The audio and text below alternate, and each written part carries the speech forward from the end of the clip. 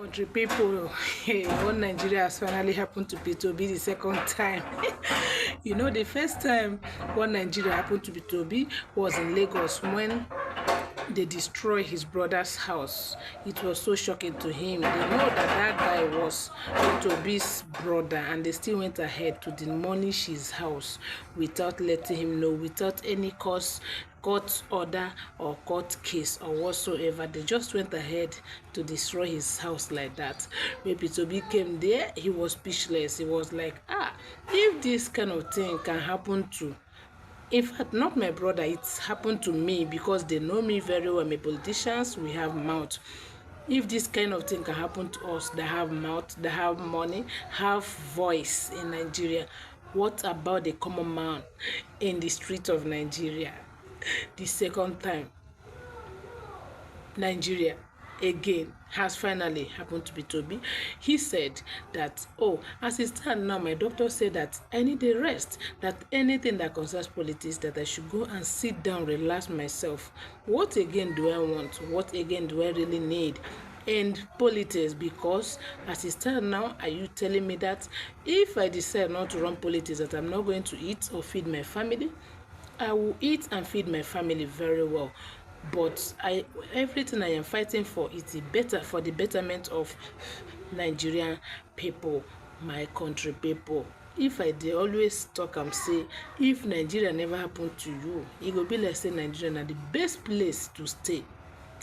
Look at what is happening in South Africa now. You know, there is this video I'm going to play for you people now to watch, where South Africans in the hospital, a guy was shouting that if you know that you are in Nigeria, if you know that you are not a South African, leave the hospital, because no doctor is ready to attend to you. Say Nigerian people, they go for other people's country, they claim land, they claim ownership. Say the thing is too much for them, they can no longer take it anymore. So that is it, my people.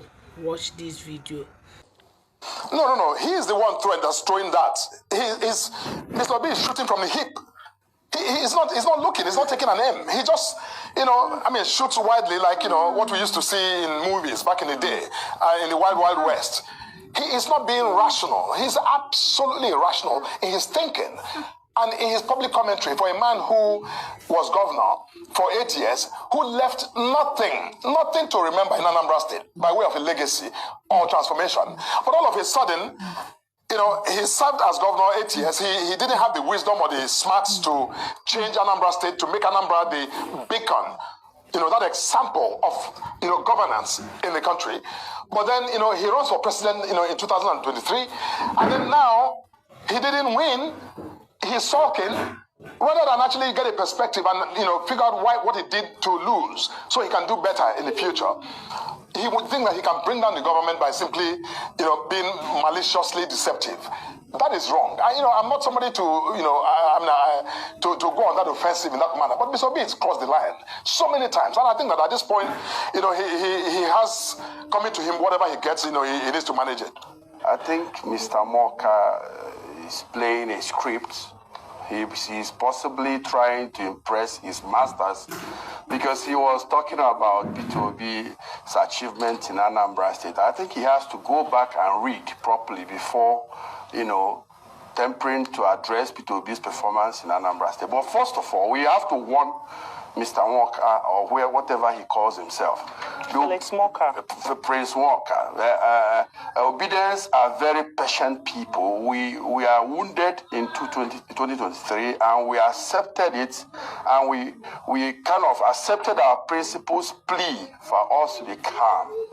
But let him be warned that anarchy is at the corner. By the time he starts to threaten P2B, he has no right to come and speak the way he's speaking. P2B is a decent man. In fact, obedience are angry with P2B. Okay, let's talk about what Peter Obi has said, right? He's expressing concerns about Nigeria transforming into what he calls an authoritarian and repressive regime. Do you share his view? Well, Peter Obi as an opposition leader, you are not expecting Peter Obi to come and, say hallelujah songs to the government. The government is practically not doing what it promised the Nigerian people. And there has to be someone speaking here. In civilized countries, they face themselves and they spill all these things face to face. Is it because our democracy is dragging? You should be able to accept criticism. And I have not seen anything Peter Obi has said that is too bitter for anyone to accommodate. Peter Obi has done a fantastic job of being an opposition with concern about the Nigerian people. We are calling on the APC government to call Prince Mouka to order.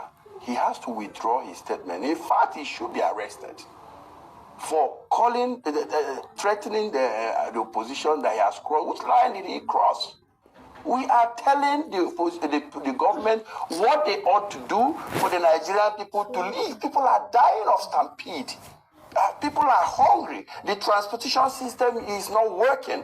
Bad roads everywhere. The hospitals have no equipment. So what else do you expect Mr. Peter Obi to say?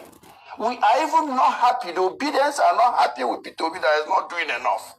And we are telling Felix what do the obedience expect Mr. Peter Obi to be doing? What we expect him to do now is exactly what he's doing now, pointing those areas where the government should pay attention for Nigerian people to be able to breathe.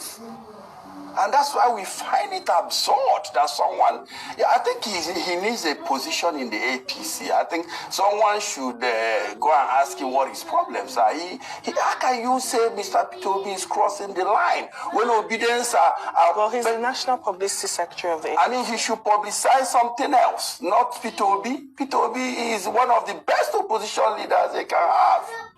What's your message to the APC and also to the Nigerian public when it comes to fostering a more inclusive and respectful political discourse in Nigeria?